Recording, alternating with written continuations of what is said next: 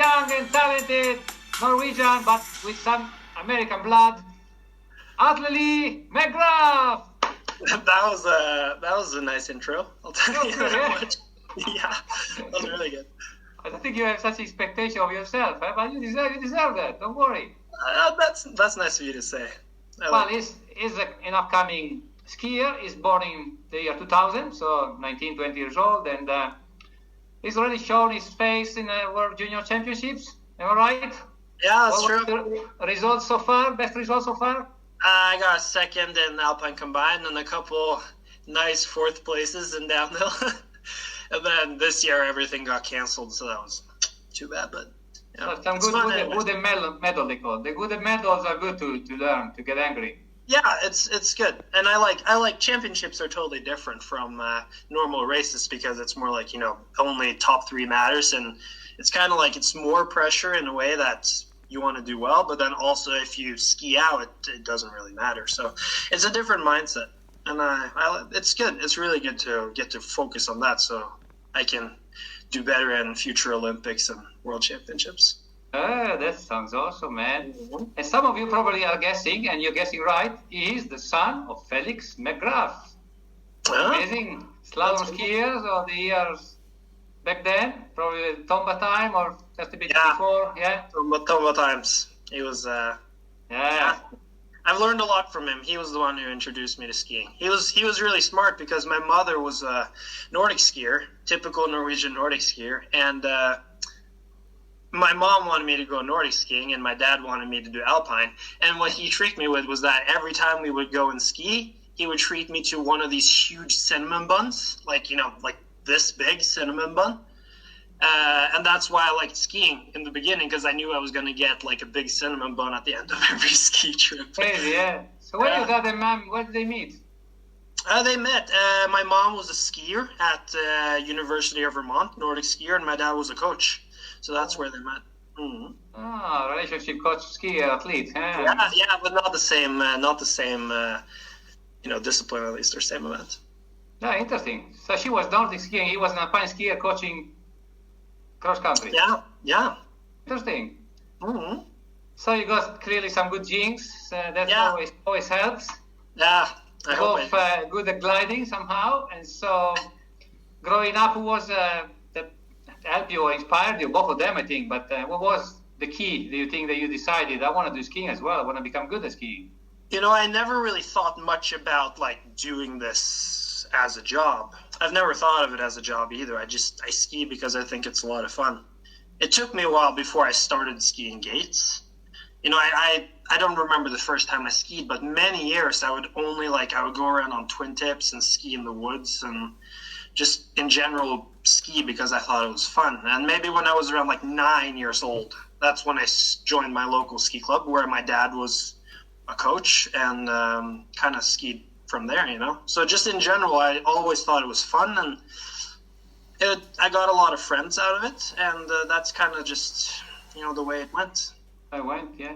And then you have your base close to a ski resort. What is the ski resort closest to your house? Yeah, I mean, the ski resort I grew up in is called Kirkebakken. It's a really... It's an unpronounceable name, yeah. No, it's a really Norwegian name. And we skied, it's really short, super short. It's probably a 40-second slalom and a 25-second giant slalom, but it's steep and it has some terrain. And the best part was that you could get 20 runs every night you were there for skiing. Exactly. Yeah, it was super fast. There were no lines, and you could just take the T-bar and take so many runs. It was that's a big part of why I think I did well, because I could ski so much and get so many runs when I was younger. Exactly. I am a big fan and believer that these small ski resorts have a lot to offer, because first of all, there's not much tourism, because the tourists always look for the famous place to go where there was an Olympic game. It's kind of for you want to train as an athlete. You go and find these little spots like here, even in Italy, in the Aosta Valley, in the Piemonte region, everywhere in Italy we have in the Alps.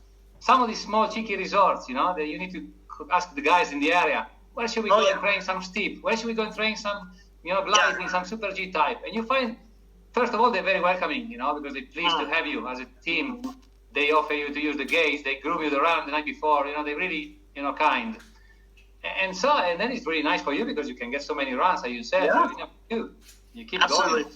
And also, it's I go back there and train. We go back there with a team and train too. Sometimes, like during Christmas and stuff. And every time I go there, it's always like perfect conditions for us. It's sheer ice.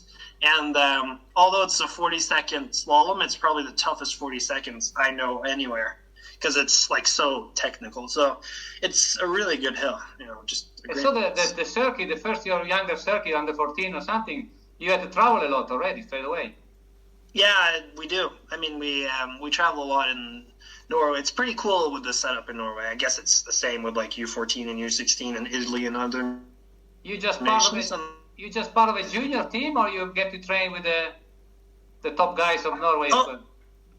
No. It's pretty tough here to get on the team in Norway. So I skied for Bærum Skiklubb, or BSK, which is the name. It's the same club Lucas Bråten is from as well, my teammate. So we grew up skiing together. I've skied with them all my life through I was 9 till I was 16. And then when you turn 16, you go to ski gymnasium. And then I was so lucky that I skied my way onto the national team my third year of ski gymnasium. So I didn't really have any years in between where I had to figure out what to do. Because in Norway, that's an issue where once you're done in ski gymnasium, you don't have a lot of options if you want to continue skiing. So what do you think growing up in Norway, I want to find out, sooner or later I will come and do a documentary. Yeah. I want to find out how come Norwegian produced so many champions and talents. Yeah. What's going on there? Is it in the mind? Is it the physical training? It's a secret, I can't tell you. No, you want to know. We all want to know. How come it's possible? It's hard to point fingers at exactly what it is. For me, I think it was that I just, I always had a lot of fun. Growing up, it's like a really good community in Norway where people love what they do, and there are many, many great coaches and many great people. Yeah. And then also, especially the culture in the national team is just amazing. Because you hear it from everyone, like, the attacking Vikings. They're so good. They're so amazing. Exactly. And then when I got into the team, I had high expectations, but I was actually blown away. It was way better than I thought it was going to be. Because you come into a team, like came into the team when I was 18, and the oldest guys are like, over 30 years old. And it doesn't matter if you're 30 years old and have won 50 World Cup races, or if you're 18 and have one Europa Cup podium. You're like welcome, and you feel part of the team. Yeah, and you're on the same place.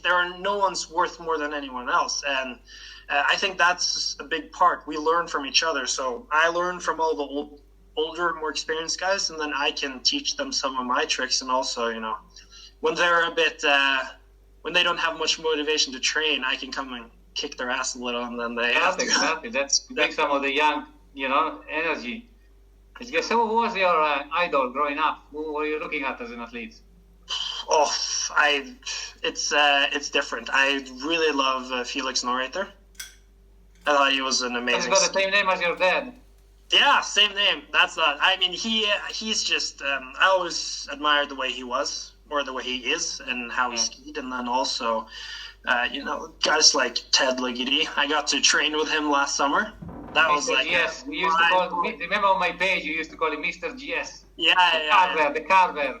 Yeah, but I got to train with him last summer, and that was kind of mind blowing. And also. Was in New Zealand? Yeah, no, not in I trained a little bit with him in New Zealand, but also in Stelvio. I was there with him with Head. And then, those two guys, and of course, Axel is a big role model, has been a role model for me, and Bodie Miller as well. And then now, the recent years, I mean, getting onto the team, and for instance, Alexander Omotkilde, he's probably one of my role models right now. Physical monster, isn't it? Physically. Yeah, he's a monster physically. It's if he goes into I feel like if he walks into the gym and breathes in the air, he gets stronger. But yeah, he's also, he's kind of not like, I wouldn't say a mentor for me, but he's a really, really nice guy, and just, I want to have the same values as he has, because I believe there was a wave in the history of Norwegian skiing. A wave of a couple of skiers, a couple of them always strong. If you remember back in the day, there was like Furzed and the Yamud, and then the Kius, and then Svindal and Youngsrud. So it is always a continuous wave coming in, and they're all so good. Yeah. Yeah, the counter is a bit one here and there. It's very difficult to have such a continuous two guys at the top. I think that comes from, it starts with Ormot and Hughes, or before that as well, but it was the culture they set, and Axel brought that through, and now we're a stronger team than I believe we've ever been before. Just we have way more depth in our team, and it's something about it when you have momentum, and like we have values we stand for, and I feel like if you just follow what you believe in, you can achieve what you want. So exactly. we've been doing the right thing so far. Yeah, remember me the song of Mariah Carey. You can be, if you believe, you can achieve, something like that. Yeah, that's true. I like lyrics. I like songs and lyrics. In those lyrics, many songs have this kind of, believe in yourself. The dream will come true. Keep believing. Positive mind. And this is all we repeat as coaches. You have to pull yourself up in the bad days. Something doesn't work. Absolutely. Pull yourself up. Keep believing. Keep working hard. And then eventually success comes. And when you do things with passion, how much passion you think you have for skiing? You can't measure passion. What's the level? If you have a level, it's like maybe yeah.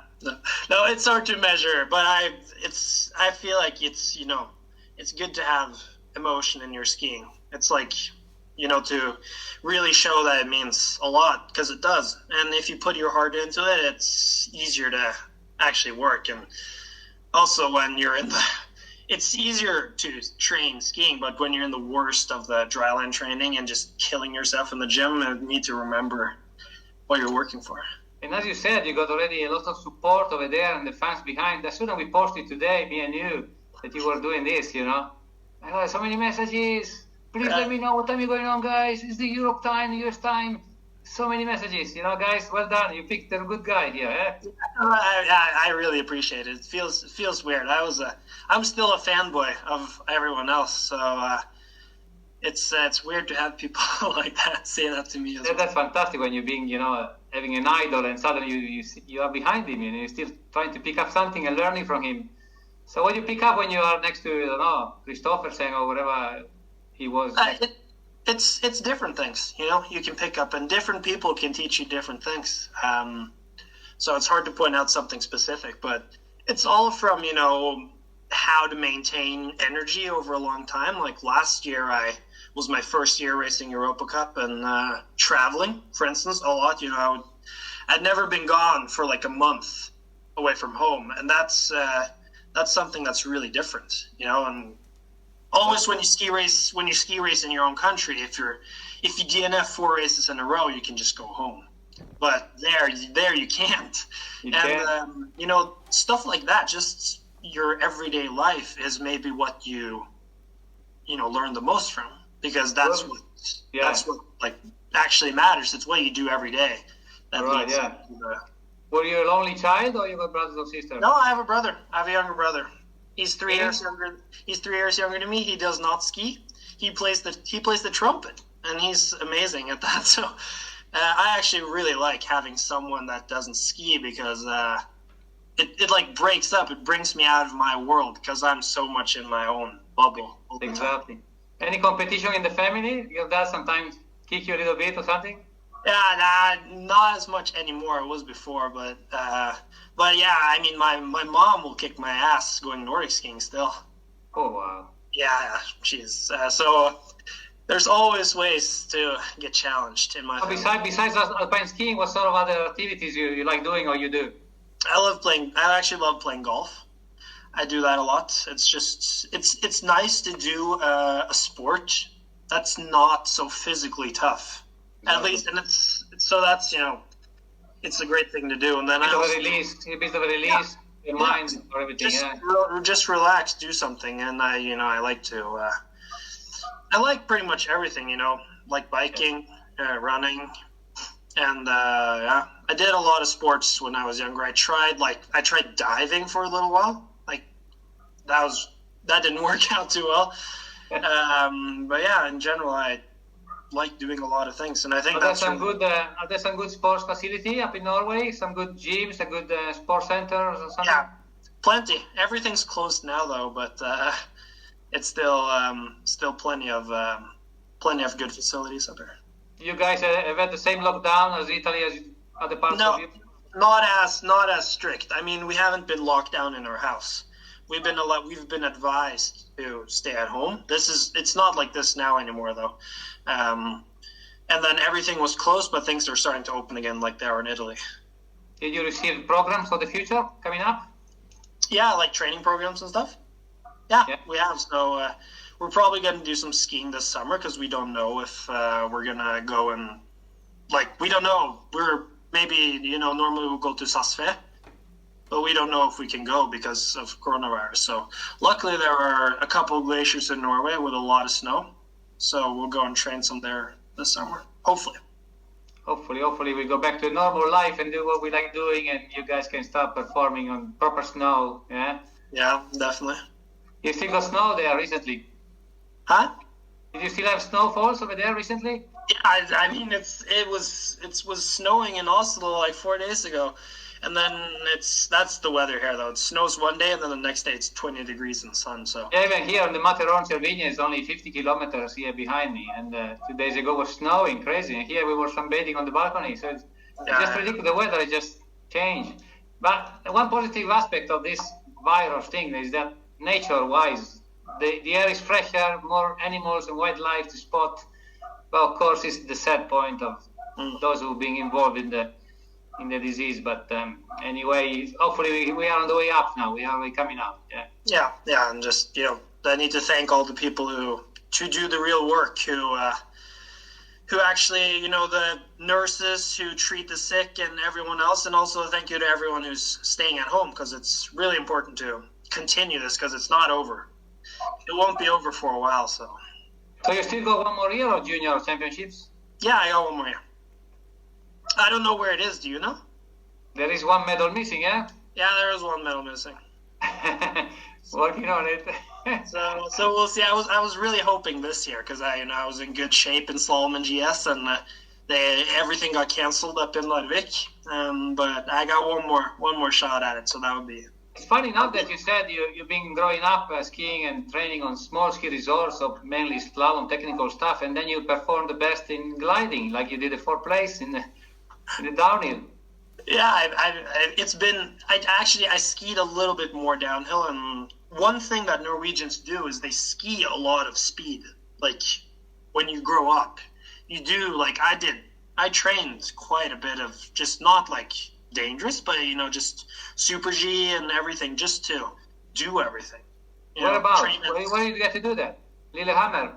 Different places. I mean, we didn't need a long track. We could just get a little bit of skiing in. So, I feel like I have a good foundation to work with. And then that's Victor is already in Europa Cup victories, eh? What was it, GS? Slalom? Yeah, I won one in GS. No, one in combined, and then I won another one in GS, and that was nice because I had 7 second places in a row, almost.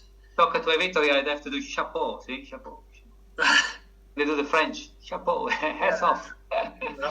No, well done. That's a pretty good start. Well done. In fact, that's why we put the eyes on you as a new upcoming talent amongst few others. Because who do you think in your age, in your year, would you see as another dangerous guy that you're gonna have to fight with him for a long time in your career? I've already fought with him, but Lucas. Exactly. I've skied with him for almost 10 years, and it's always Lucas been... Winters. Winters. Yeah, I mean Luke Winters, but also Lucas Bråten.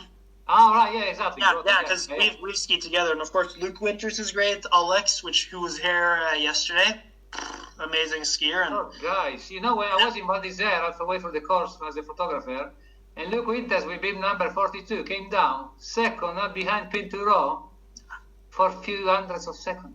That's unbelievable, That was so amazing. I mean, Amazing. the Americans are coming.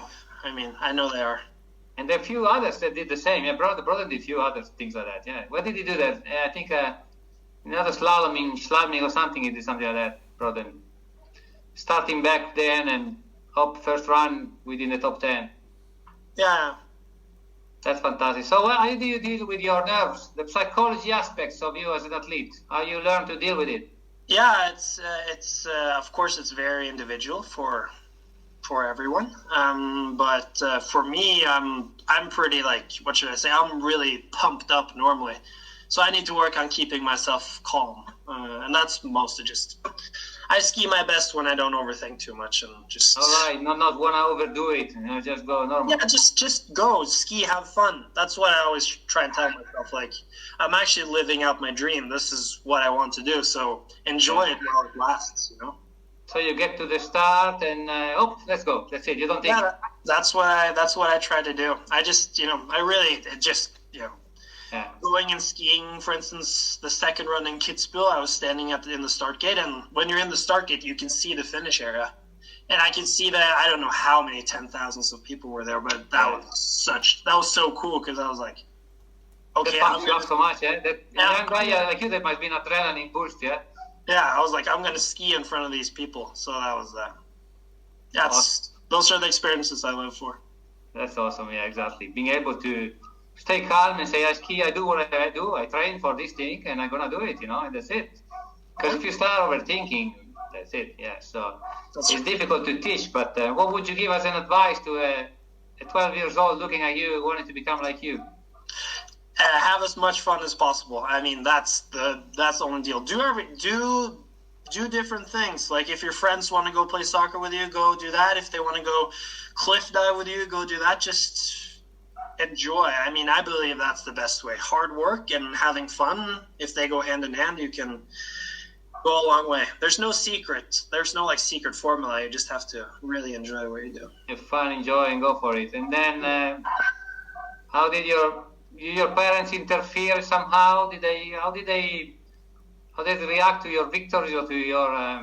Both my parents have been really important. Especially my father. He was my coach for many years, and he just has been there for me. Both my mom and my dad, and my brother too. It's like they're always for me. They're always there for me, no matter how. Did they come to the races? Did they come often to the races? Yeah, my mom and my brother was in ATLE. That was really cool. And then Did you enjoy the slope? Did you enjoy the slope at the bottom? Yeah. Tough, that was probably coming from bib 75 into 14th place on the first run. That's the coolest experience of my life, I must say. Fantastic, yeah. Insane. It's all up and down rollers and sideways, and then you get to that knoll like that. Yeah, over the pitch. The right turn over there where the left foot goes towards the chalet hut in the. Oh my God! You guys just let go on there. It's amazing. Yeah. Even with Bardone, we spoke the other day with Max Bardone that in 2005 was his first victory, and he said that's amazing because when you get to that knoll, you don't see the gate below. No, you don't. Pick up a reference point, the tree or something.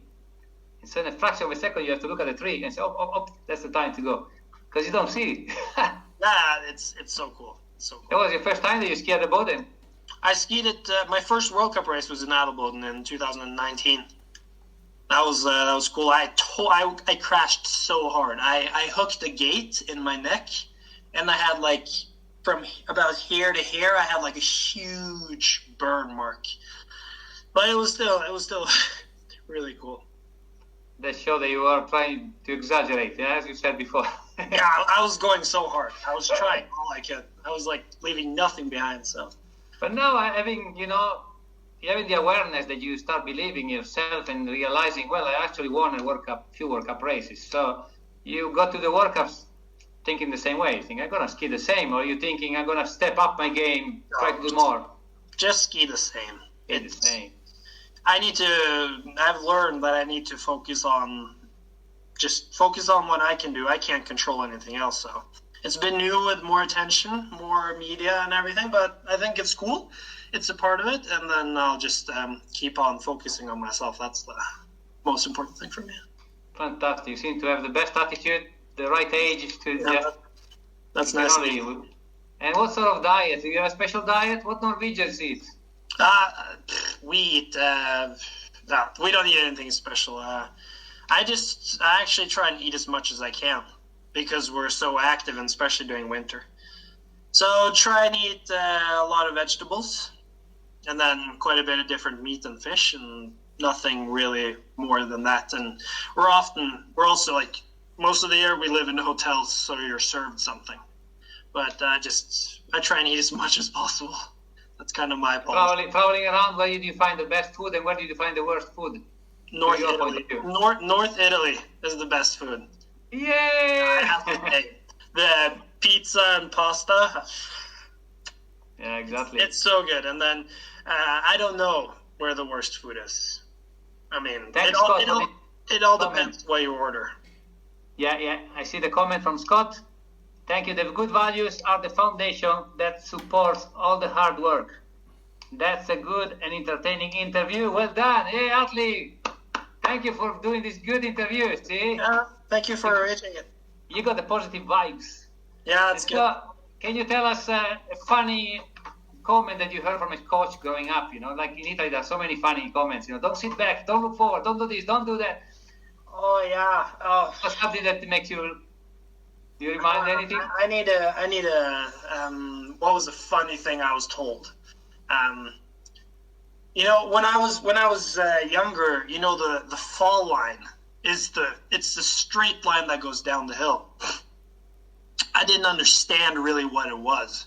So a coach told me that at the fall line, which is the middle of the gate, you need to be a banana. So I tried to be a banana, and I would go like totally over on my side, and it just didn't work at all. So it's kind of, I remember that being a banana was something I was trying to do, but it didn't work. What is this fall line? I can't find it. That was pretty funny. That's cool. Yeah. Do you like any type of music in particular? I listen to a lot of different music, So I would say I'm unfortunately pretty basic. I don't prefer Norwegian music. It's unfortunately not the best. So I listen to a lot of different stuff. Do you go to races with your earphones and listen to music? Always. I like blocking out the stuff that pumps you up or stuff that calms you down? Huh? Stuff music that pumps you up or music that calms you down? Between runs, I need stuff that calms me down, and then right before I ski, I take music that pumps me up. Yeah. And then waking up routine, the warm-up runs. What do you focus on? I don't really have much of a routine. Because every place is different, so I just kind of, go with the flow. So, but in general, yeah, I focus on the small things I need to be ready for the race, and then the rest doesn't really matter for me. What's the best and the worst thing that you like in this lifestyle? Oh, the best thing is that I get to ski all the time and be outdoors. It's just awesome. And then it's hard to point out one of the worst things. Last year, I would say it would be being away from home a lot, but this year I actually like traveling. So I can't really find a bad thing about it now. Maybe that my feet get cold. That must be. Difficult feet, yeah. Do you use any heater for your ski boots now? I don't have space. I have so small boots. Exactly. Yeah. That's pretty amazing, yeah. So traveling is a good point. You happy that you picked up skiing as a career, because skiing is very various. The slope changes all the time. Condition changes every run. It's never the same turn. Yeah. That's one of the best parts too. I've never had a boring day skiing. Exactly. Have you got anything else you'd like to say in conclusion? Thank you for having me here. It's been nice to talk to you. No, we'd be very pleased, and send us our regard to your dad as well, because I remember growing up watching his videos, skiing down, and so a good family. And it's happening actually recently, in the recent year, that many top guys coming up have a good family of former skiers, of very passionate skiers, or some like you have skiers that have been in a quite good career in the World Cup circuit or medals and stuff. But it's good, it's in the gene, and it's good to see that we can pass on this message to the future, and you guys still love alpine skiing as we do. Yeah, that's great. And just thank you for watching, whoever is. I don't know how many are, but it's fun to talk to you. it'd be good to, in the meantime, guys, you keep writing to us, send messages, and then we can ask whatever you'd like to ask him for the next time that we're gonna catch him again somewhere. Hopefully on the ski slope, maybe. Yeah, hopefully. That would be nice. Thank you very much, ATLE. All right, thank you. Thanks for having me. I'll see you guys later. Bye. Bye. Bye. Wish you all the best.